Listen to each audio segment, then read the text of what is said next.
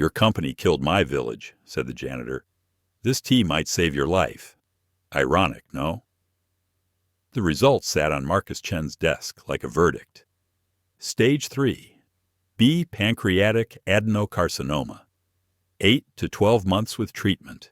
6 without. Dr. Ramirez had delivered it with practiced sympathy, but Marcus heard only the mathematics of it. 3 quarterly reports, 2 shareholder meetings, 1 final annual review. He stood at the floor-to-ceiling window of his corner office, 52 floors above Manhattan, watching the city blur through unexpected moisture in his eyes.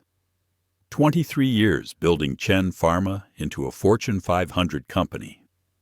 400 drugs in their portfolio. $16 billion in revenue last year. And his own body had produced the one thing his empire couldn't cure. The irony wasn't lost on him. Just last month, he'd killed development on PC-47, an experimental pancreatic cancer drug. Promising, but the profit margins were too thin, the patient population too small. The board had applauded his fiscal prudence. A flash of green caught his eye. Wrong. At this height, there should be nothing but steel, glass, and sky. He blinked, certain the medications were causing hallucinations. But there it was again, leaves unmistakably alive, pressed against a window that shouldn't exist. Marcus followed the anomaly down the executive hallway, past the boardroom where he'd fired researchers for misallocating resources, to a maintenance door he'd never noticed. The handle turned easily. Beyond it, a narrow corridor led to what building plans designated as mechanical space, supposedly filled with HVAC equipment. Instead, he found Eden. The garden sprawled across what must have been 1,000 square feet of forgotten architecture. Makeshift planters constructed from salvaged materials held things he'd only seen in pharmaceutical databases. Artemisia annua, source of anti-malarial compounds. Hoodia gordoni, the appetite suppressant his company had tried to synthesize. Plants climbed improvised trellises made from copper pipes. A tarp ceiling had been cut with skylights, letting in natural light. "You're trespassing." Marcus turned. A woman stood in the doorway behind him, late 60s, gray hair in a tight bun, wearing a maintenance uniform that didn't quite fit. Her face was Mayan in its angles, her eyes the deep brown of turned earth. "This is my building," he said automatically. "No." She stepped forward, and he noticed the dirt under her fingernails, the plant residue on her sleeves. "This building belongs to Chen Pharma. You are Marcus Chen, but you are not your building." She moved past him to a cluster of purple flowers, checking their leaves with practiced efficiency. "Besides, this section has been abandoned since 2008. Your renovation stopped at the 51st floor. How long have you been doing this?" 7 years. She didn't look at him. "The overnight cleaning crew knows. They don't care. Maria brings me coffee sometimes." Marcus watched her work, noting the precise way she measured water, the careful notation in a worn notebook. "You're trained in botany?" She laughed, short and bitter. "I was a pharmacist in Oaxaca, before your company made that impossible." The accusation hung between them. Marcus knew he should call security, legal, someone. Instead, he found himself asking, "What is all this?" "Medicine," she said simply. "Real medicine. Not the synthetic versions you make in laboratories, stripping out everything but what you can patent." She gestured to a section of carefully labeled seedlings. "My grandmother's garden. These seeds came with me 40 years ago, sewn into my dress. Some of these species no longer exist in the wild. Your company saw to that." Marcus felt the familiar defensive reflex rising. "We make medicine affordable, accessible. You make profits." She turned to face him fully. "That plant there? We called it Dolor de Madre. Your company synthesized one compound from it, sold it as Chen 386. $1,200 per dose. My grandmother treated the whole village with the original. Free." She studied his face with uncomfortable intensity. "You're sick." It wasn't a question. Marcus stiffened. "That's not—" "Pancreatic. Late stage. The yellow in your eyes is subtle, but it's there. The weight loss you're hiding with tailored suits." She walked to a corner of the garden, returning with a small thermos. "This won't cure you. Nothing here will. But it helps with the nausea from chemotherapy." "I haven't started treatment yet." "Then you're still deciding whether to—" She poured amber liquid into the thermos cap, offering it to him. "Drink." The taste was earthy, bitter, with an unexpected sweetness at the end. Almost immediately, the constant low-level nausea he'd been ignoring eased. "My grandson studies here while I work nights," she said, as if sharing tea with the CEO was perfectly normal. "Miguel, 16, brilliant at chemistry, wants to be a scientist." Her voice carried weight. "Undocumented, like me." Marcus set down the cup carefully. "You know who I am. You know I have to report this." Rosa Morales, she'd finally introduced herself, smiled. "It wasn't kind." "Yes, call them. Explain how an illegal immigrant has been growing unauthorized medicinal plants in your building for 7 years. Growing species your lawyers claim don't exist anymore when indigenous communities sue for compensation. See how that plays in the news cycle while you're dying." She began watering again, dismissing him without words. "The tea is here every Tuesday and Thursday, 9 p.m. Whether you come is your choice." Marcus stood there, surrounded by impossible gardens and uncomfortable truths, feeling something shift in his chest that had nothing to do with cancer.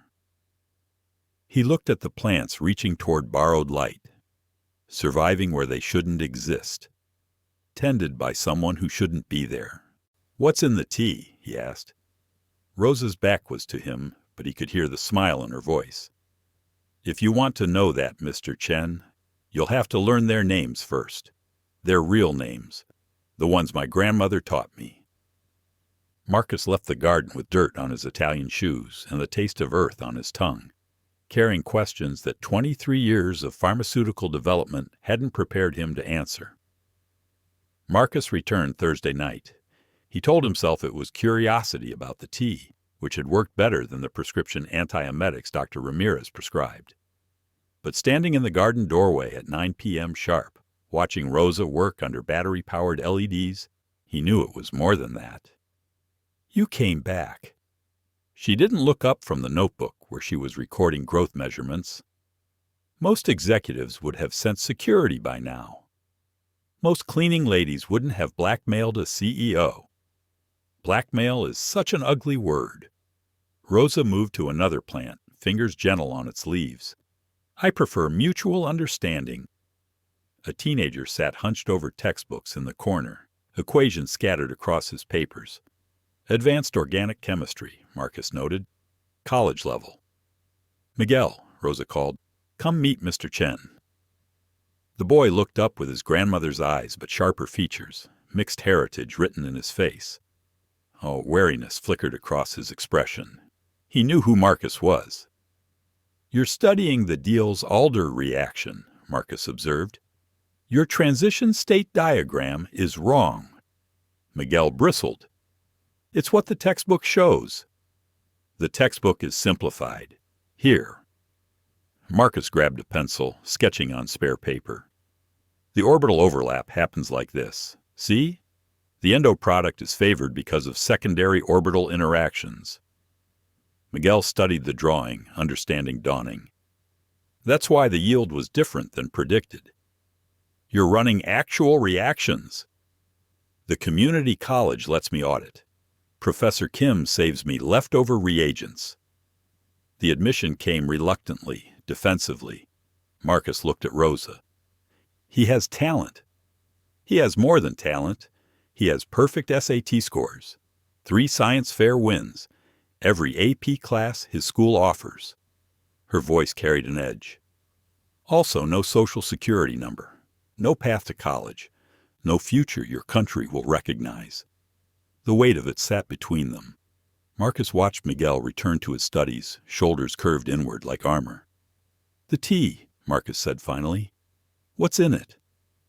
Rosa led him to a section where pale yellow flowers grew in recycled coffee cans. Huixachi. You would call it Leucaena leucocephala, but that name tells you nothing. Huixachi means many thorns, but also protector. My grandmother discovered that women who drank it during pregnancy had less morning sickness.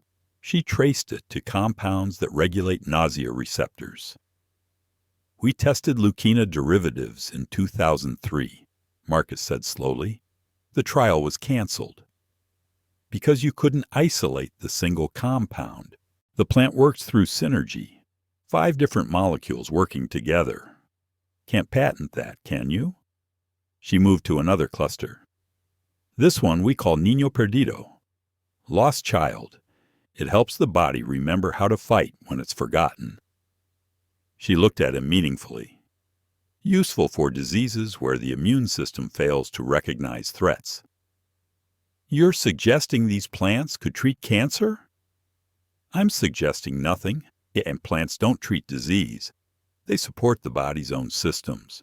Your medicine attacks. Ours assists. She handed him a fresh thermos. This has Niño Perdido added. Small amounts. Your body is already fighting enough battles. Marcus drank, tasting something floral beneath the bitterness. You were a pharmacist. Why not return to Mexico? Rosa's face darkened. My husband tried. Went back to save his brother's farm after your company's modified corn contaminated their heritage varieties. The farm failed anyway. He died trying to cross back to us. She turned away. Mexico trained me in your medicine. These plants, this knowledge, it comes from my mother, my grandmother, women who never saw a university but understood healing in ways your laboratories cannot replicate. You blame Chen Pharma. I blame a system. You happen to profit from it. She faced him again. But you're dying from it too. Ironic, no? Marcus felt anger rise, then falter. She wasn't wrong. What do you want? Nothing. I take care of this garden. Miguel studies. We survive. That's enough. It's not enough. The word surprised him. Your grandson could have a full scholarship to any university, legal status, a future. In exchange for what? Marcus looked around the garden, at species his company claimed were extinct, at knowledge they'd tried to synthesize and failed. Teach me? Rosa laughed. Teach you what? How to make tea? Teach me what my company destroyed. The real medicine. The context, not just the compounds. He paused. In exchange, I'll ensure Miguel gets everything he needs. Legal representation, scholarship, citizenship if possible. You're dying, Mr. Chen. Your promises die with you. Then we'd better work fast. Rosa studied him for a long moment. You cannot learn the plants without learning the people they come from, their stories, their losses. I understand. No, you don't. But maybe you will. She pulled out a battered journal, its covers held together with duct tape. We start here. My grandmother's records. 43 plants, 16 extinct in the wild, 7 destroyed by your company's agricultural programs. Each one has a name, a story, a purpose. She opened to the first page, where pressed flowers had left ghost impressions on the paper. This was Llamado del Alma, Soul's Calling.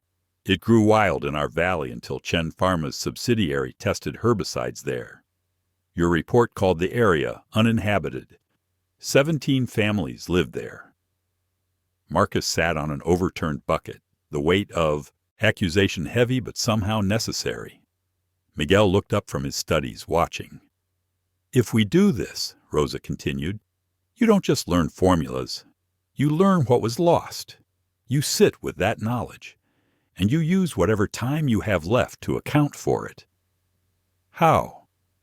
That's for you to figure out. She handed him the journal. Tuesday and Thursday nights, 9 to midnight. Bring something to write with. Your expensive pen won't work here. The ink smears on recycled paper. Marcus held the journal carefully, aware he was handling something irreplaceable. Why trust me? Rosa's smile was sad. Because in 8 months, maybe less, you'll be dead. But Miguel will have a future. The plants will have documentation. And maybe, just maybe, one executive will understand what your industry costs beyond dollars. She turned back to her work. The tea helps most if you drink it 30 minutes before eating. Tell your oncologist you're trying complementary therapy. They'll assume you mean acupuncture and won't ask questions. Marcus stood to leave, paused. The garden could be legitimate. I could authorize it. Protect it. The moment it's legitimate is the moment it's not mine anymore. Rosa's voice carried decades of loss. I've seen what your protection looks like. Tuesday, Mr. Chen, 9 o'clock. Walking back through the executive floor, journal clutched against his chest, Marcus felt the weight of inherited debt.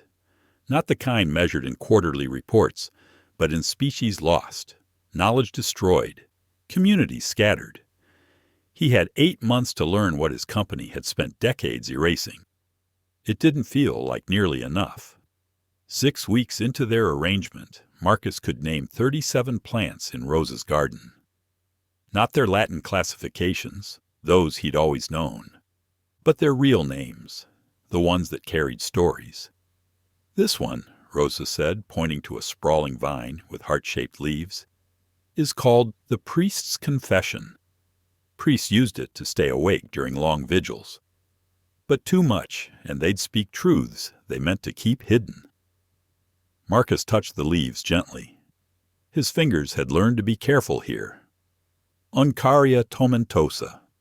We tried to synthesize it for cognitive enhancement. And Phase 2. Trials showed erratic results. Discontinued in 2012. Rosa snorted. Because you extracted only the alkaloids. The whole plant contains moderating compounds. Your version was like playing a piano with only the black keys. These sessions had become ritual. Marcus would arrive at 9, bringing offerings. pH testing strips Rosa had mentioned needing, proper grow lights to replace her battery-powered ones, scholarship applications for Miguel. In exchange, Rosa taught him a medicine that had nothing to do with molecules and everything to do with memory. His body was failing faster than predicted. The cancer had metastasized to his liver, his lungs showing suspicious shadows. Dr. Ramirez recommended aggressive chemotherapy, radiation, a clinical trial for immunotherapy. Marcus did it all, but the treatments left him skeletal, exhausted. Only in the garden did he feel human rather than patient. You're getting worse, Rosa observed one Thursday, watching him struggle with the stairs. The treatments are harsh. The treatments are poison.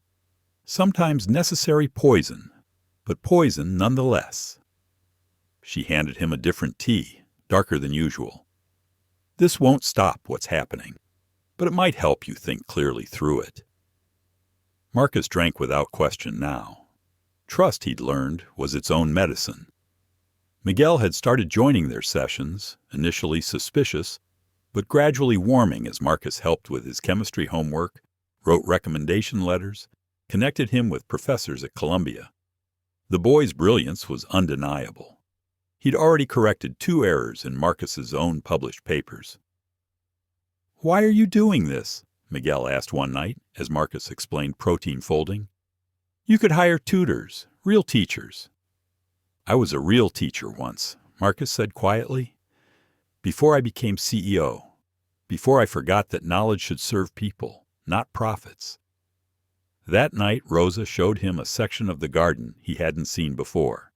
A small shrine with photos wrapped in plastic.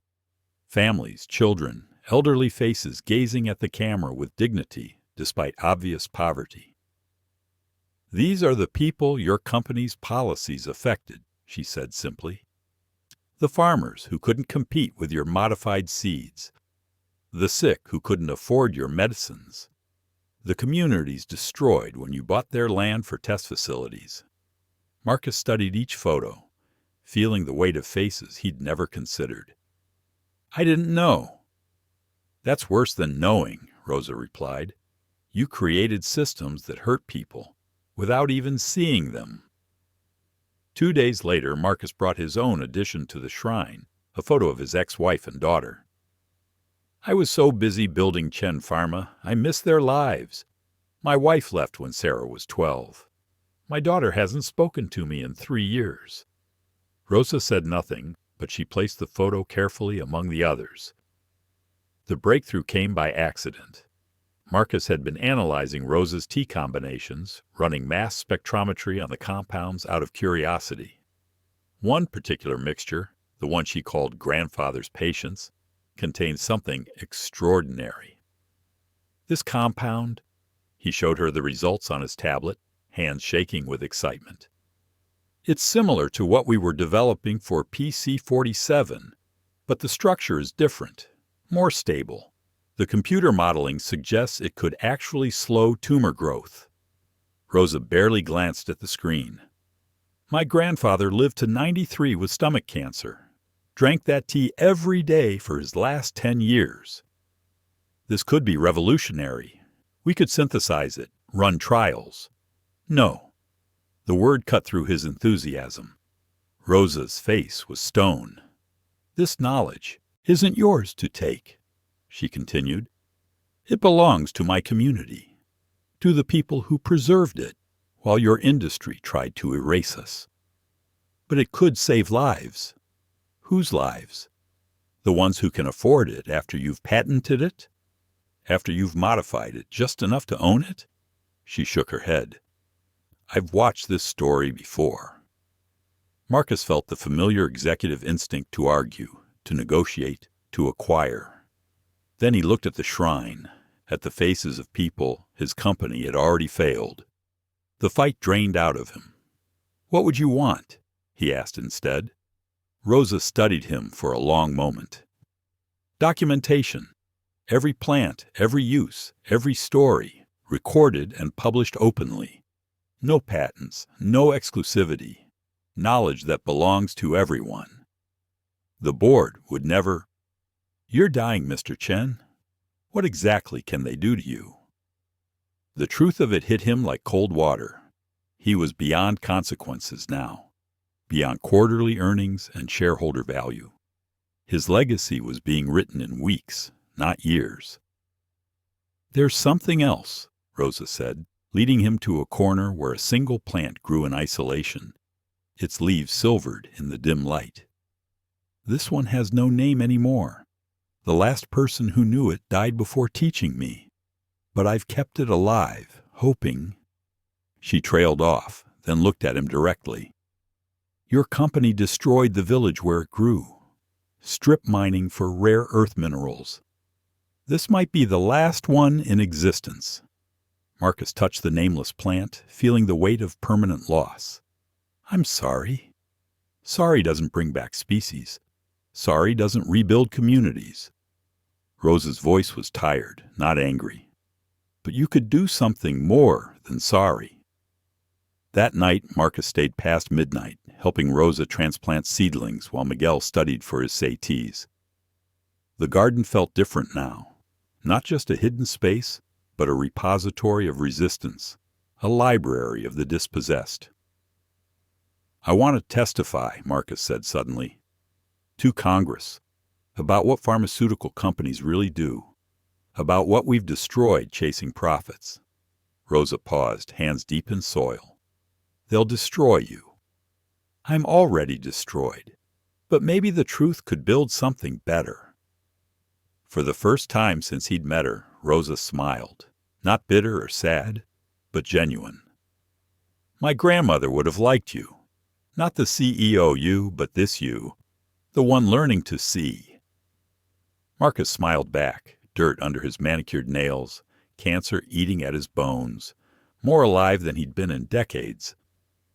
Tell me about your grandmother.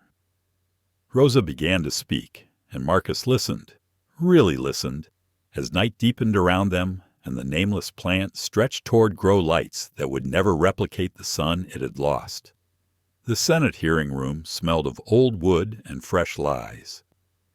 Marcus sat at the witness table, his tailored suit hanging loose on his shrinking frame, hands steady despite the morphine pump hidden beneath his jacket.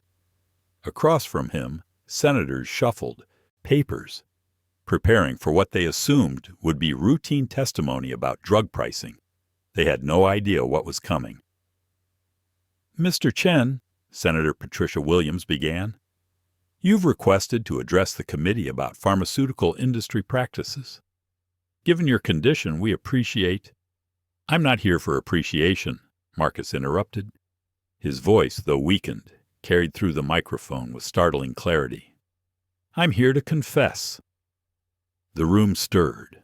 Cameras clicked. His lawyers, seated behind him, shifted nervously. Marcus pulled out a thick folder. "For 23 years, I've run Chen Pharma. We've brought 47 drugs to market, saved lives, we claimed. What I'm here to tell you is what we destroyed in the process." He opened the folder, revealing Rosa's photographs, her grandmother's journal, documentation he'd compiled over sleepless nights. In 2008, Chen Pharma acquired the rights to a traditional pain remedy from the Mazatec people of Oaxaca. We paid them $30,000. Our synthetic version generated $1.3 billion in revenue. "Mr. Chen," Senator Williams interjected, "that's standard practice." "Standard theft." Marcus displayed a photo of Rosa's village. "The community that developed this medicine over generations now can't afford the drug their ancestors created. We priced them out of their own knowledge." His lawyers were frantically texting, probably alerting the board. Marcus didn't care. "But it's worse than theft," he continued. "We systematically destroyed the sources of traditional medicine to eliminate competition. Between 2005 and 2015, Chen Pharma's agricultural subsidiary introduced modified crops that contaminated 16 indigenous seed varieties in Mexico alone. Plants that had been cultivated for medicinal use for centuries, gone." He pulled out another document. This is an internal memo from 2012. It explicitly states that preserving biodiversity in certain regions would compromise market exclusivity. We knowingly destroyed ecosystems to protect patents. The hearing room had gone completely silent except for the scratch of reporters' pens. "6 months ago, I was diagnosed with pancreatic cancer. The same cancer Chen Pharma discontinued research on because the profit margins were insufficient." Marcus's laugh was bitter. "But that's not the real irony. The real irony is that I've spent the last 2 months learning from an undocumented immigrant who's been growing extinct medicinal plants in my own building. Plants we claimed no longer existed. Knowledge, we said, was primitive." He held up a vial of Rosa's tea. "This contains compounds that have actually slowed my tumor growth. Not a cure, but more effective than anything my company ever developed. Why? Because we only see molecules. She sees systems." "Mr. Chen," Senator David Harrison leaned forward, "are you suggesting that traditional medicine is superior to—" "I'm suggesting that we've spent decades destroying complementary knowledge systems for profit. We've created monopolies on healing, turned medicine into a luxury good, and convinced you it was progress." Marcus's phone buzzed. A text from his CFO. "Board meeting in session. Stop now or face immediate termination." He turned the phone off. "I want to submit into evidence," Marcus continued, "documentation of 43 medicinal plants that Chen Pharma's policies have driven to extinction or near extinction. Each one represented generations of accumulated knowledge. Each one could have contributed to human health. We destroyed them all to protect market share." He looked directly at the cameras. "To my shareholders watching, Chen Pharma's stock will plummet after this testimony. Good. To the families affected by our policies, I'm sorry. That word is insufficient, but it's all I have. and to the undocumented woman who taught me that medicine is more than chemistry, who showed me that healing requires humanity. Thank you. Mr. Chen, Senator Williams' voice was sharp, you're admitting to potential crimes? I'm admitting to legal atrocities. Everything Chen Pharma did was within the law. That's the problem. Marcus stood, swaying slightly. I have maybe 3 months left to live. I plan to spend them documenting everything. Every suppressed study, every destroyed ecosystem, every community we've wronged. It will all be public, open source, unpatentable. The room erupted. Senators demanded order. Reporters shouted questions. His lawyers rushed forward. But Marcus was already walking out, each step measured, painful but purposeful. In the hallway, his phone exploded with notifications. The board had voted. Effective immediately, Marcus Chen was no longer CEO of Chen Pharma. His company email was deactivated. His key cards would be void by the time he reached the building. He smiled. 3 hours later, Marcus stood outside his former office building, cardboard box in hand containing personal items security had grudgingly allowed him to take. The security guard who'd escorted him looked uncomfortable. I'm sorry, Mr. Chen. Orders. It's just Marcus now. He looked up at the building, counting floors, until he reached 52. Tell Rosa, the cleaning lady on 52. Tell her the tea worked. The guard blinked, confused, but nodded. Marcus was about to leave when a crowd emerged from the subway station. They carried signs. Medicine for people, not profit. Chen spoke truth. Traditional knowledge matters. At the front of the crowd was Miguel, Rosa beside him. What are you doing here? Marcus asked, stunned. You testified for us, Miguel said simply. Now we stand with you. Rosa stepped forward, placing a small cloth bag in his hands. New mixture, for strength. You'll need it for what comes next. The board fired me. I have no power anymore. You have something better, Rosa smiled. You have truth, and 3 months to use it. Behind them, more people gathered.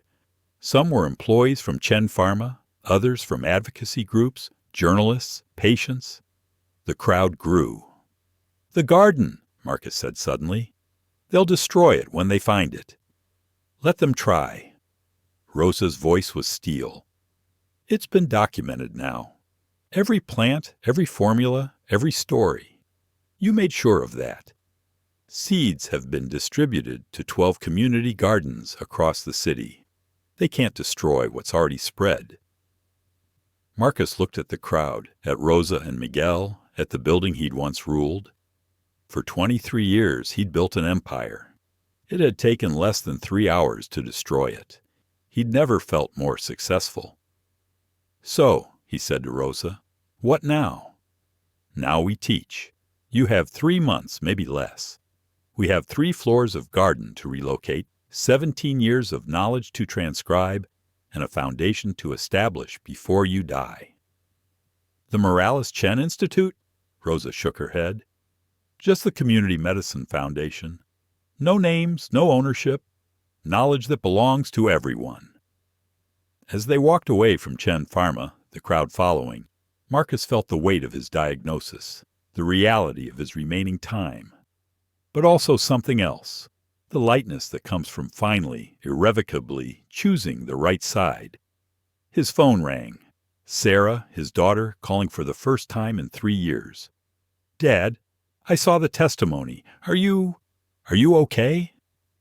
Marcus looked at Rosa, at Miguel, at the seeds of something better than any empire he'd built. I'm dying, he told his daughter honestly. But I'm more okay than I've been in decades. Can we talk?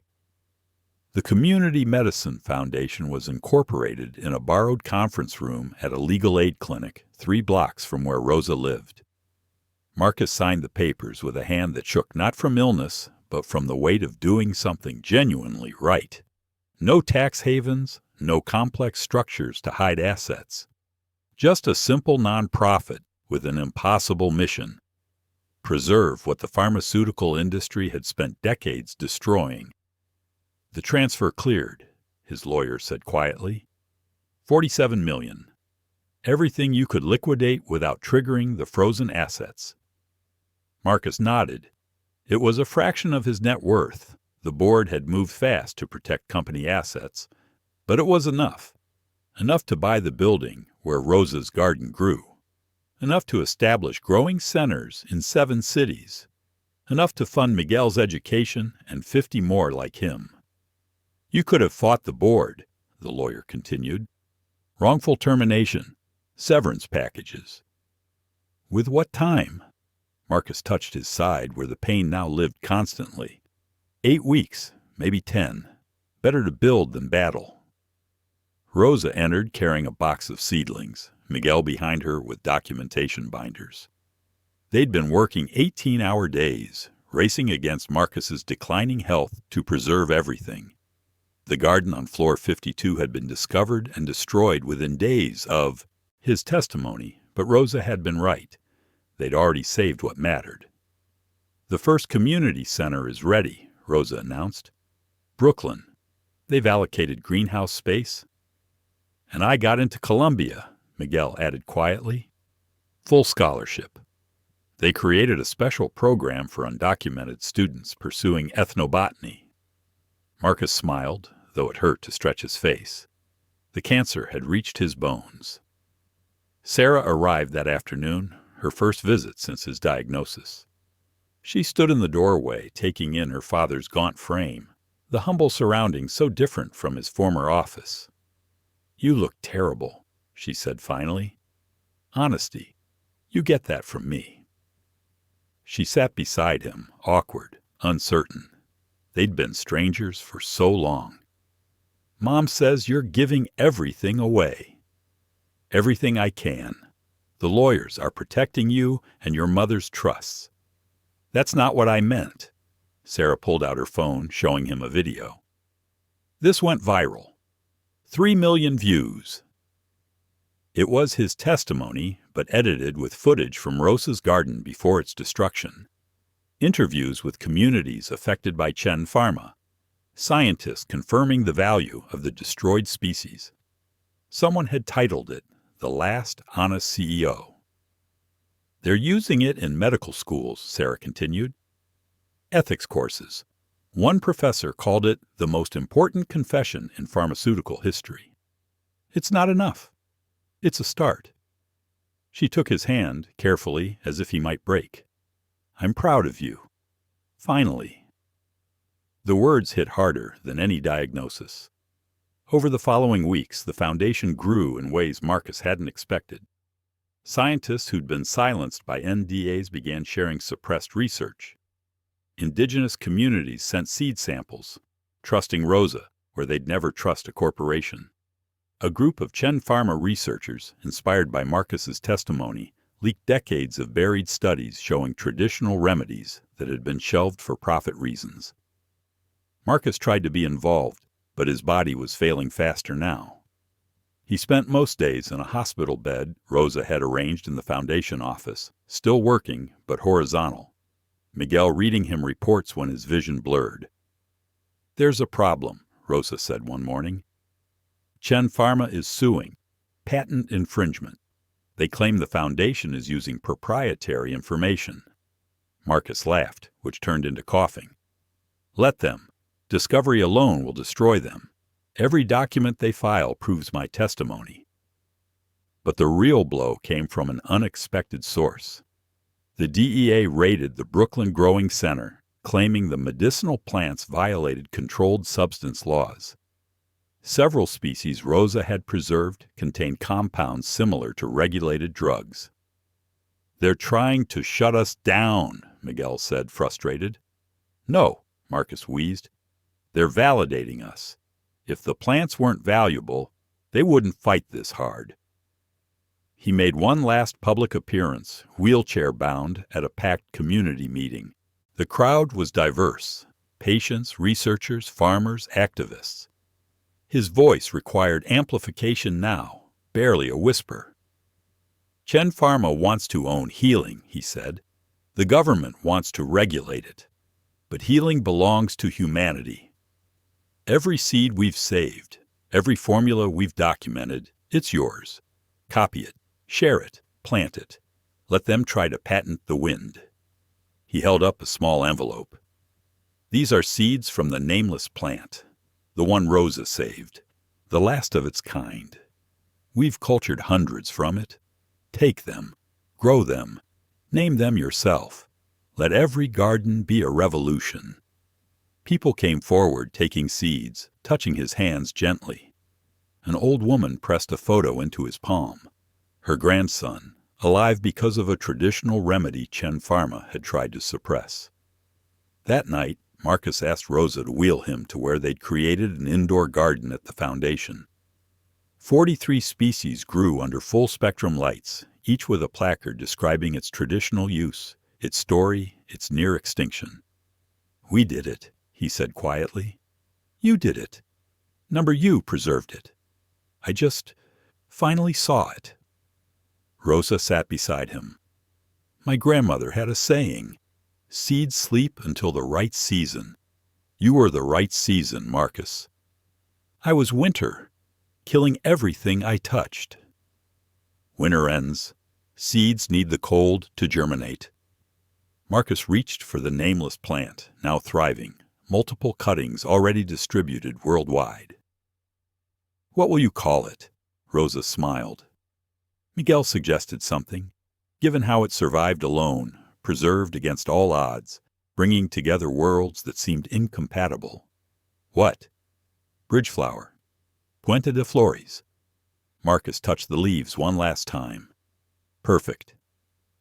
3 days later, Marcus Chen died at 3:47 a.m., Rosa holding one hand, Sarah the other, Miguel reading from the grandmother's journal. His last words were the names of plants in languages he'd barely learned to pronounce. The funeral was small by his former standards. No heads of state, no Fortune 500 CEOs. Just hundreds of people whose lives had been touched by the Foundation's work in its brief existence. They carried seeds instead of flowers. Chen Pharma's lawsuit died with him. The publicity had become too toxic.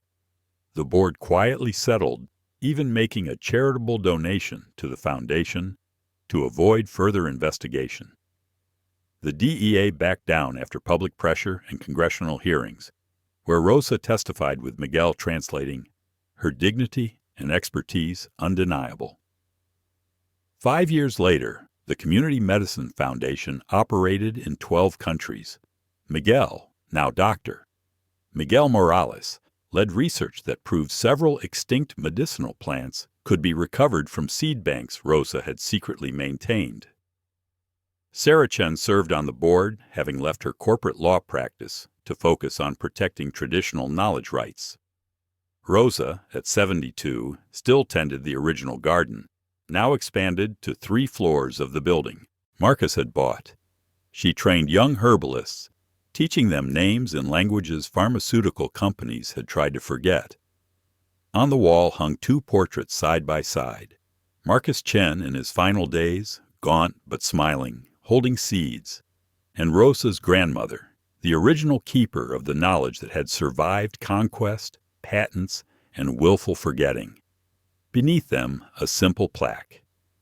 Medicine belongs to humanity. Seeds remember everything. Plant accordingly. And in gardens across the world, the bridgeflower bloomed, nameless no more, connecting worlds that greed had tried to separate, proving that some things, once planted, can never truly be destroyed.